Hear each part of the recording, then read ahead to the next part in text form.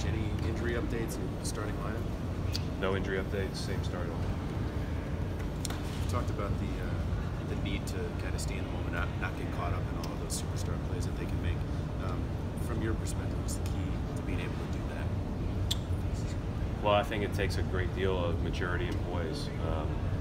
You know, every game you play against them, they're going to go on runs, and you know, oftentimes you turn on the TV and watch it late at night when you're in Boston, or for those of you that are here every night, those runs, you know, ultimately separate the game and can be 20-0, 20-2, 30-5, whatever the case may be. You've got to be able to answer on the offensive end when they're going on those runs with great poise, and then you've got to really, you know, be able to make it as tough as possible. We have a way that we like to play, and especially against these guys, and you know, you have to be very, very solid, and it's very hard to do.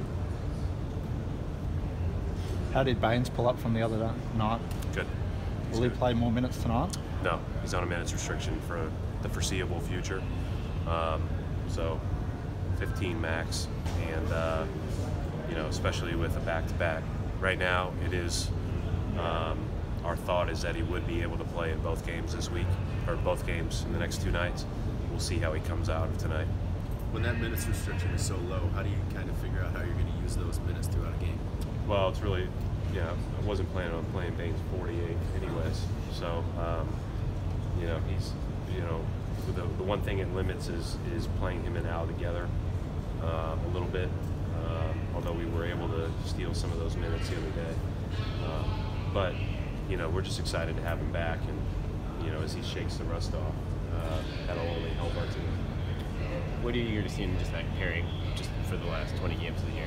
With Baines? What's that? For the Baines-Horford pairing, just like you obviously had some success last year. Yeah, I mean, we've wanted to see it all year. Baines has missed a ton of games now in the last couple of months, but you know, there's matchups that's really good for, and matchups that it's not. So inevitably, it's going to play together some. You know, Houston on paper would not necessarily be that, just because of the way they spread you out and everything else. But we got an opportunity to play them together a little bit the other day. We will try to take more advantage of that once Baines again gets off this, you know, these limited minutes.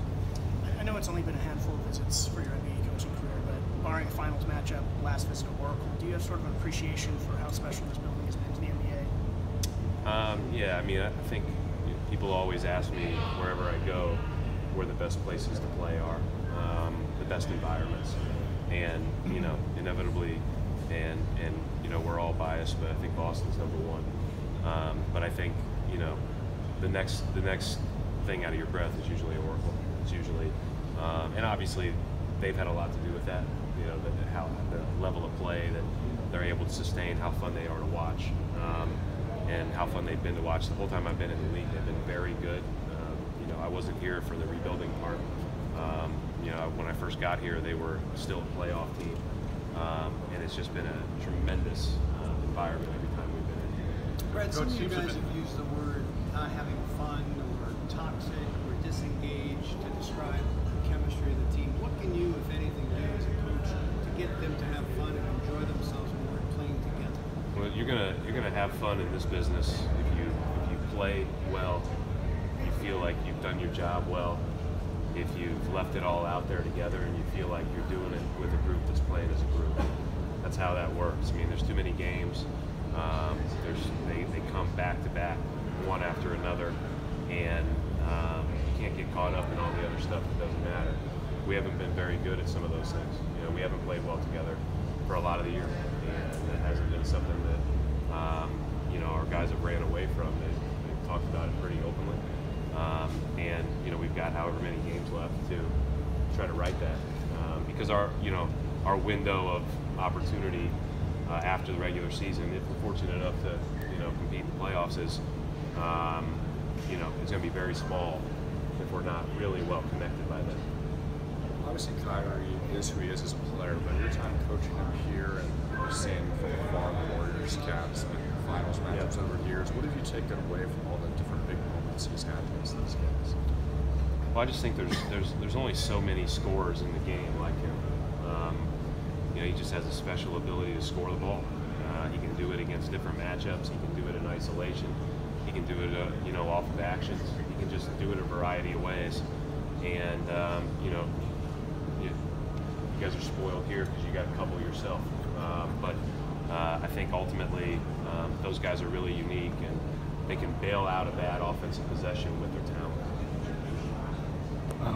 Losing won't hurt your season, but a win on this back-to-back, 2 wins on this back-to-back could really, bolster the momentum going in towards the playoffs. Yeah, listen, this is about playing well, and it's about doing all the things that we need to do to be a better basketball team.